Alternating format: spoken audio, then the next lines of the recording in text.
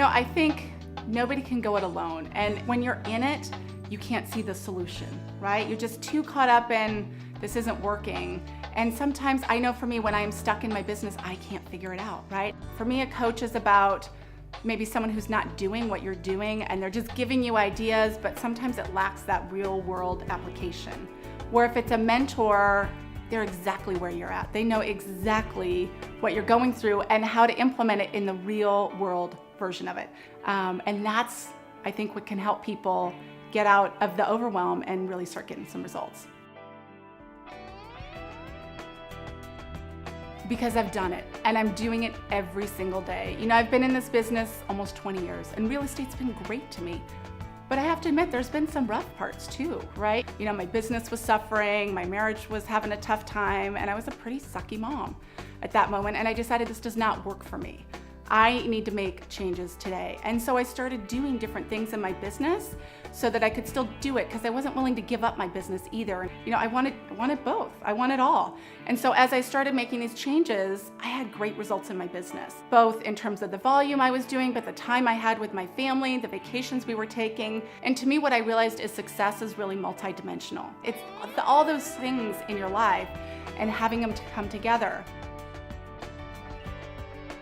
These trainers would go out and do these training programs, and people would come up at the end and say, that's great. I love this idea. This might work for me, but how do I do it when I have a family? I don't want to work 80 hours a week. I don't have 80 hours a week to work. And they would say, well, call Nicole. When an agent sits down and we have a conversation and you can just tell they're kind of dejected and like, oh, I don't think I can do this. I think I need to go find another job. And we have a conversation and we get them through and they get that light back in their eyes, that sense of confidence, like, I can do this. That's the part that just feeds me and gets me fired up beyond belief. My training's a little different. You can go to all kinds of real estate trainings out there and get systems and checklists to your heart's content.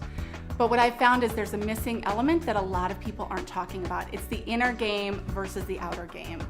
And we all like our fancy cars and we might get our fancy suits and clothes and everything from Nordstrom's or wherever it is you shop. But if there's nothing behind it, you're just not gonna get anywhere. Really, the key is the mindset and what's behind it. When I talk about it in my trainings, it's funny, everybody gets it. We're all afraid it's too woo-woo or it's not relevant. Everybody gets it. And that's the key to not only success, but doing it on your terms and loving your business again. And one of the things I cannot emphasize enough is my willingness to invest in myself. I've done it from the very beginning, whether it's having a coach, going to trainings, taking classes. It was about saying that I was worthy of the success I wanted to have, and I could really get there.